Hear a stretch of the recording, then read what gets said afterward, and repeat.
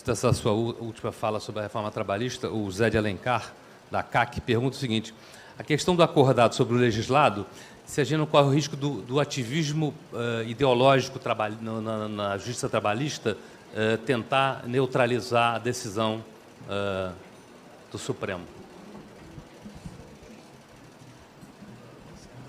Bom, a gente vive essa realidade, não é? De uma certa confusão, né, nessa seara. O Brasil tem suas peculiaridades, né? Então, é muito engraçado, eu vou falar como alguém que trabalhou e defendeu. Eu sou talvez o principal autor do projeto que leva a Lei 9868, que é a lei que cuidou de ADIM, ADC, ADO, depois Ação Direta. Portanto, eu trabalhei nessa estruturação a partir da minha tese na Alemanha e tal, e defendi também, na linha de um professor amigo meu, professor Peter Hebele, de que a gente deveria dar uma abertura, que todos que quisessem participar do processo constitucional deveriam trazer a sua visão. O professor Peter Hebele escreveu, seguindo o clássico do Karl Popper, A Sociedade Aberta dos Intérpretes da Constituição. Então, é um pouco isso. O sujeito tem uma visão, traz para o processo e vamos discutir. Eu traduzi essa obra do professor Peter Hebele. E quando a gente aplicou isso no nosso texto, o que nós fizemos na lei 9868? Abrimos para os amicus curiae. Então, esses dias eu confessava no plenário do tribunal uma perplexidade. Nós passamos a ter uma coisa curiosa, e aqui cheio de juízes e promotores, procuradores, nós passamos a ter, e eu mesmo já reconheci, várias vezes, nós passamos, naturalmente, tem uma demanda trabalhista qualquer, e quem se habilita para defender, e normalmente teses coincidentes com a dos empregados, veja, nada contra, mas há uma sistematicidade nisso, a ANAMATRA, a Associação dos Juízes Trabalhistas. Isso é uma ironia. Eu até disse assim, e também, nesse caso da discussão dos judicídios coletivos, também são os membros do Ministério Público que suscitam as questões. Eu até disse assim, rapaz, parece que eles estão querendo que fique mais processo lá, não é? Como se estivessem ganhando por processo, ou coisa do tipo, não é? São essas idiosincrasias, como se o TJ aqui se habilitasse no processo e dizia, vamos tirar uma competência nossa para a Justiça Federal. Quer dizer, nunca se viu isto, ou da Justiça Federal vis-à-vis, mas na Justiça do Trabalho isso se normalizou, e eles ombreiam com os advogados de empregados, as mesmas teses e tudo o mais, né? Contra o dissídio, contra o acordado sobre o legislado, e isso, obviamente, acaba sendo animador do ponto de vista corporativo, depois de um certo ativismo, né?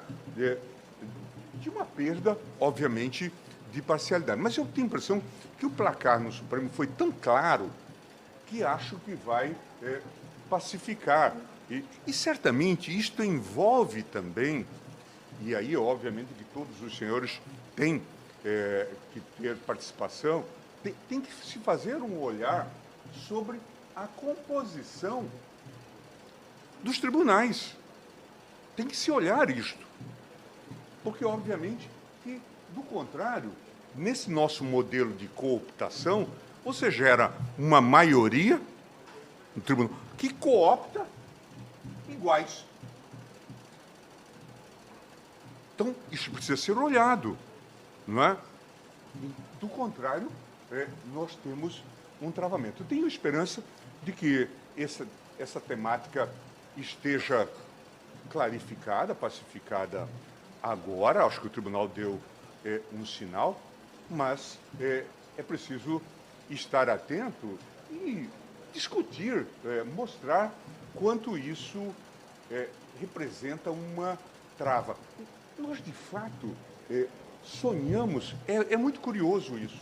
Nós somos capitalistas, construímos um país capitalista, mas, na essência, adoramos essa regulação estatal. Eu falei no dia que eu votei nessa matéria, que eu vi, gente, eu acompanhei, eu vivi na Alemanha dividida, eu vivi lá.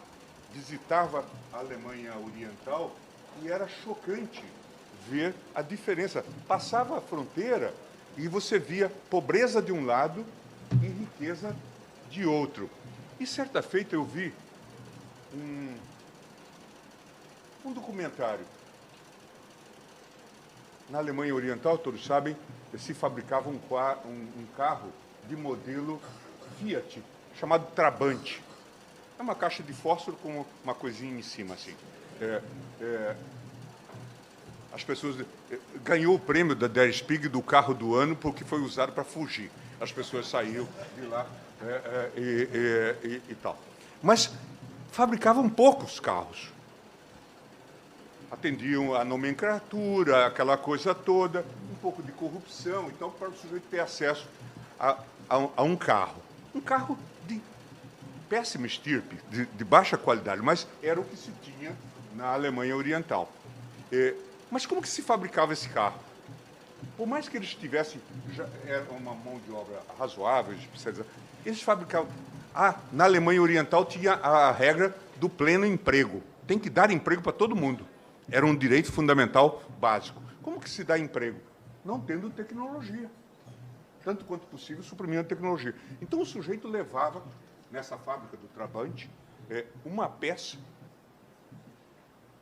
numa roldana, até um outro ponto onde o colega estava, e aí ele encaixava e empurrava aquilo.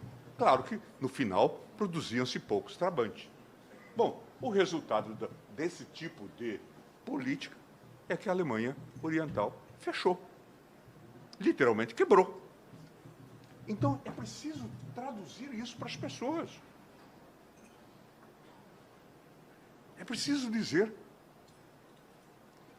Eu já até brinquei. Falei, eu confiaria, por exemplo, esses membros do Ministério Público que fazem ação civil pública contra o acordado sobre o legislado, ou os juízes que decidem isso, eu proporia que eles tivessem uma empresa laboratório. E que no final se perguntasse, daí, mostra se isso funcionou ou não. Faz lembrar aquela frase, não é? Se a gente fosse administrar o Saara, talvez faltasse areia daqui a pouco. Ministro, muito obrigado. Eu estou com a incumbência de fechar, porque eu sei que o senhor tem uma agenda enorme aqui hoje, e eu queria lhe agradecer muito essa oportunidade que o senhor nos deu aqui na Associação Comercial. Um privilégio receber, inclusive, toda essa mesa, e, mais uma vez, eu queria pedir uma salva de palmas para esse grande ministro do Supremo, Gilmar Mendes. Muito obrigado.